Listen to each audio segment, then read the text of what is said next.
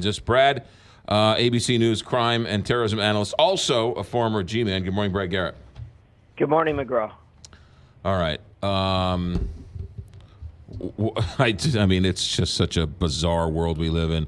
You're a former FBI man. What about these allegations? Is there any way to put any truth on one or the other one in a time like this?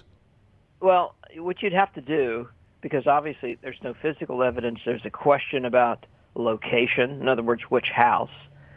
So you'd basically have to do really detailed interviews of both of them and then see if you can build the story one way or the other around other people that they claim that they were with that night or were regularly with, and see if there's corroborating information. Because I'll tell you that in sexual assault cases where there is no evidence, this is kind of because you end up with he said, she said, which is kind of where we are, I suppose, that you've got to build what did other people see. In other words, you're looking for witnesses. And you're also looking for witnesses, McGraw, that would support or not behavior like this in other settings. Because typically people who do act like this, it's not the only time they've acted that way. Yeah. How many times, any stats on how many times women just make it up for all sorts of reasons?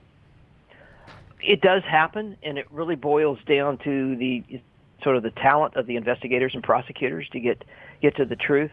But, you have to look at this situation 36 years later. This is a woman, well-established, PhD, college professor, family, kids, etc. I mean, what would be her motive other than, I assume, not knowing, that she was just outraged that Judge Kavanaugh could become a Supreme Court justice? So, and she's passed. I'll tell you, I know the person who gave her that polygraph. He is a rock-solid polygrapher. Yeah. And he says that she wasn't deceptive, according to his report. Yeah. So, does that mean something? It means something investigatively. You can't use it in court. But, sadly, this is not a legal process. Right. It won't be today, and it never will be. So you really have to say, does this just boil down to truth and honesty between the two of them? What kills me is in 2018 we still say, why did they wait 20 years, right? Why did they wait 30 years? We had Olympic gymnasts never tell anybody. We've had we've had world-class Ohio State wrestlers, men, not tell anybody. So a 15-year-old girl not coming out and saying it. We need to at least get past why did it take them so long to come clean. That is so true. This is driven by shame, fear you won't be believed, fear that it's your fault some way.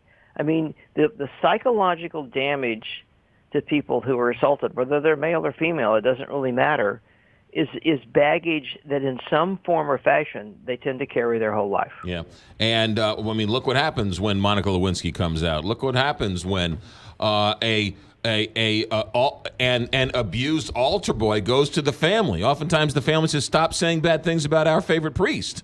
Exactly. So it just my head wants to explode when people say, "Well, why is she coming out now?" Well, you have to. I mean, we are not Neanderthals. We can learn, why a battered woman still stays with the man. Right? It's sad. It's tragic, but it happens over and over again. So. What's your bottom line? What are you looking for today, Brad Garrett, when you watch this? Well, I think you're going to look for, I think in Dr. Ford, does she stick to what she knows? Because it's going to be how much detail can she provide and how much information does she remember or has recollected, maybe, through conversations with her attorneys, et cetera. What really did happen? Who else was there? What other maybe female friends or associates could also corroborate the behavior? Maybe wasn't in the room, maybe didn't see them go into the room, but you're going to look for that and for this to stay away from them going after each other. Now, Judge Kavanaugh definitely cannot do that. I mean, he basically, I think he's going to have to stick by his guns and say, I didn't do it, this is all made up. He's not given himself much he has no wiggle room, and that's, I think, a problem for him today. Right, because he's arguing this never happened. I don't know what she's talking about. So no matter what you ask him with her details, it wasn't like it wasn't like they have differing opinions or stories of what happened. One says it happened, the other one says he wasn't even there. Right. Which can be troubling if you believe what people said as far as the sort of the party atmosphere that he apparently was involved in back in the early 80s. So, I don't know. So I think people are going to walk away from this as like, is he really telling the truth or not? And does she come across as truthful? Brett Garrett, we'll leave it there. We'll talk to you soon. Thanks, Brett. Have a good day.